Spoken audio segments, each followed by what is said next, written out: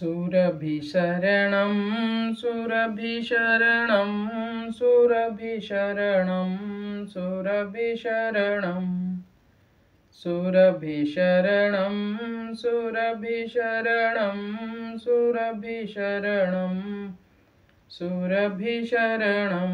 सुरभिशरणं सुरभिशरणं सुरभिशरणं सुरभिशरणं।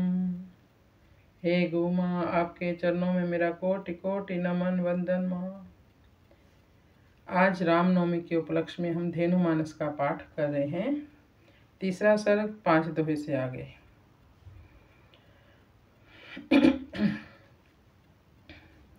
धेनु सुत ऋषि सहस 88, सौन का आदि प्रपंच उदासी। विपिन निमिष जो सहज समाधि, दरस परस नासत सब व्याधि। गोमाता के पुत्र सौनकादि 88 ऋषि जो सारे प्रपंच से उदासीन हैं, उस वन में विराजमान हुए जहाँ एक निमिष में सहज समाधि लग जाती है एवं दर्शन एवं स्पर्श से सारी व्याधियां नष्ट हो जाती हैं। कर्ण रसायन ग्रंथन सारु, परम तत्व रस सिद्ध अपारु। सूत सहज पथ दर्शक ज्ञाता, हरि गुण गान निरत विख्याता। जय गौ माँ, जय जय गोपाल। कानों का रसायन, ग्रंथों का सार, अपार परम तत्व के रस में सिद्ध सूत जी, सहज पथ प्रदर्शक ज्ञानी एवं हरि के गुणगान में निरत तथा विख्यात हैं। कहूँ सूत सुनहूँ मुनि ज्ञानी, करऊँ कथा पावन निजबानी। परम हंस सुख हरिगुण गावा, भागवंत निप परिचित पावा। सूत जी बोले, हे ज्ञानी मुनियों सुनो, अपनी वाणी को पवित्र करने के लिए मैं वह कथा गाता हूँ जो परमहंस सुखदेव ने हरिगुण गान किया एवं भाग्यशाली राजा परीक्षित ने उसे प्राप्त किया। सनकादि नित रहे समाधि, देव ऋषि नारद गति बाधी। धेनु हेतु हित धरे शरीरा, सो शुभ चरित सुने मुनि धीरा। सनकादि ऋषि सदा समाधि में रहते हैं। देव ऋषि नारद की गति को भी भगवत चरित ने रोक दिया। गाय की रक्षा के लिए जिस भगवान ने शरीर धारण किया, उस शुभ चरित्र को मुनिधीर सुनते हैं। धरती को वैकुंठ भलो, भारत को शुभ भाल। नर नारायण तप करे, धन धन बद्री विशाल। जय गौ माँ, जय गोपाल। धरती पर जो वैकुंठ है एवं भारत का जो शुभ भाल है, जहाँ नर नारायण तप करते हैं, वह बद्री विशाल धन्य धन्य है। तह सनकादि नारद देखा, मुख ललाट चिंता बड़ी रेखा। कहु दुख कारण हमू बखानी, राम भगति नित तब उर आनी। वहां बद्रिका आश्रम में सनकादि ऋषियों ने नारद को देखा। उनके मुख एवं ललाट पर चिंता की बड़ी रेखा थी। सनकादि बोले, हे नारद, अपने दुख का कारण हमें सुनाओ। तुम्हारे हृदय में तो नित्य ही राम की भक्ति रहती है, तो चिंता कैसे हुई? कह नारद धरती सुनी आवा, वेद पुराण संत गुण गावा। 4 धाम पुरी सप्त सुहावन, सर तीरथ गिरि सरिता पावन। जय गौ माँ, जय जय गोपाल। नारद जी बोले, धरती की महिमा सुनकर मैं यहाँ आया।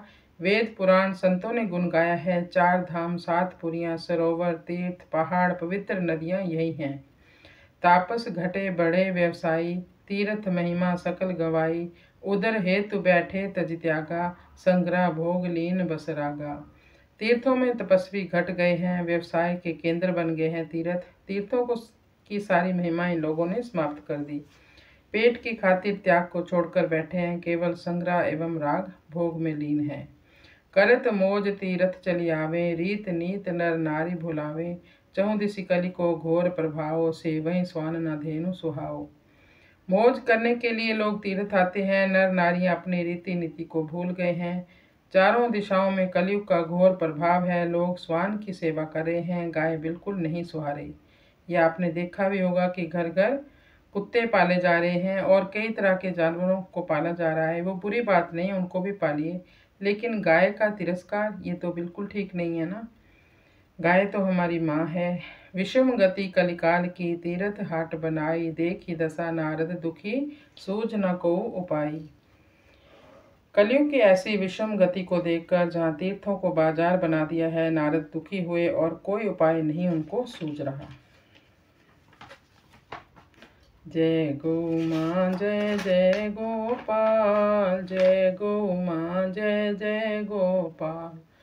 साधन निरत रहत नर नारी, बिसरी साधना होत दुखारी। सहज सरल खोजत नहीं मिलहीं, जो कर दंभ साधु सोई गनहीं। साधनों को जोड़ने में नर नारी लगे हुए हैं, साधना को भूलकर सभी दुखी हो रहे हैं। सहजता सरलता खोजने पर भी नहीं मिलती, जो दंभ यानी दिखावा करता है उसी की साधुओं में गिनती होती है। धन बल साधु पूजा वहीं आपू, बेचहि वेद जोग बड़ पापू।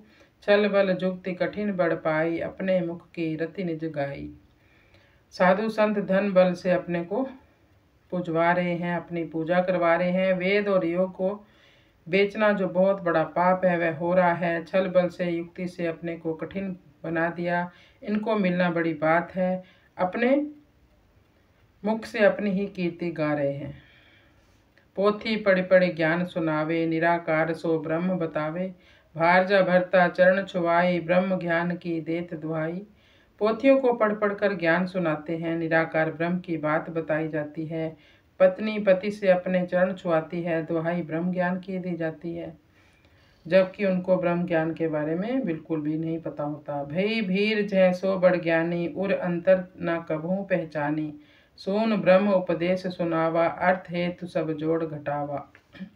जहाँ बहुत भीड़ है वही सबसे बड़ा ज्ञानी है, भले ही हृदय को कभी पहचाना ही ना हो।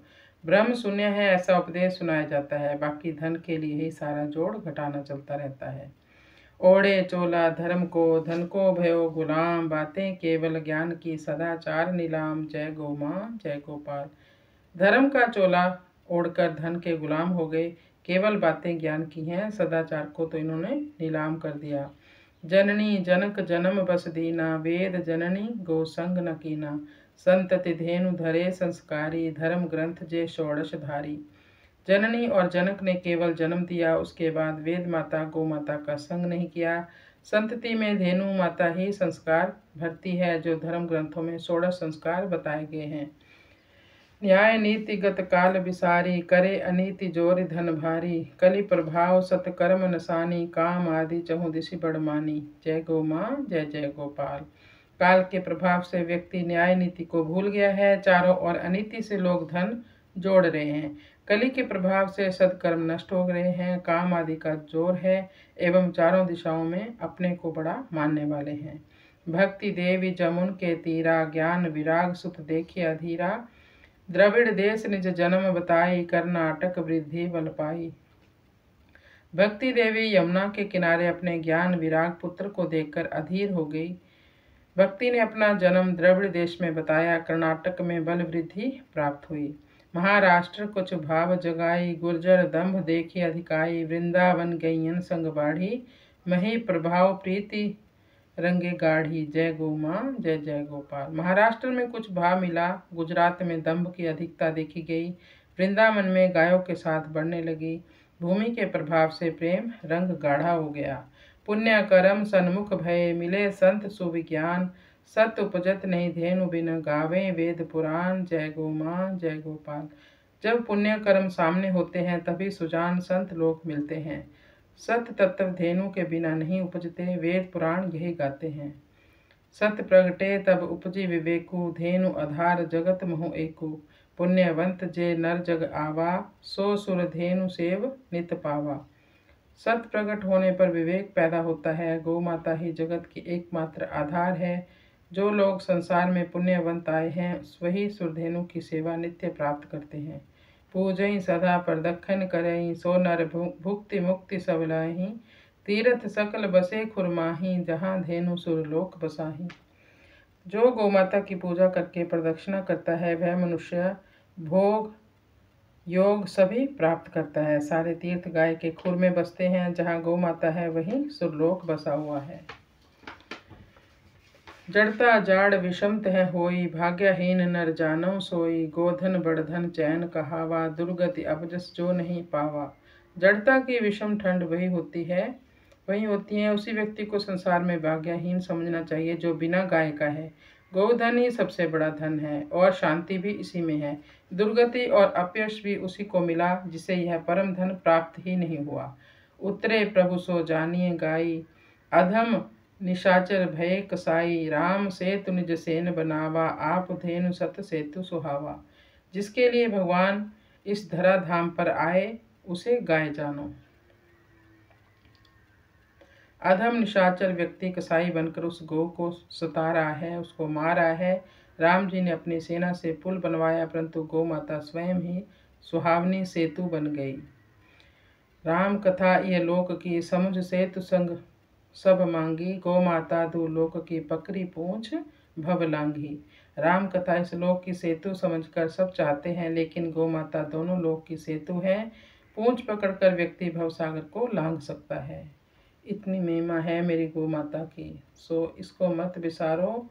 गौ माता की पूजा करो, गौ माता को प्रणाम करो, गौ माता को प्रतिष्ठा दिलाओ, उसको दुखी मत करो, उसको दुखी मत करो।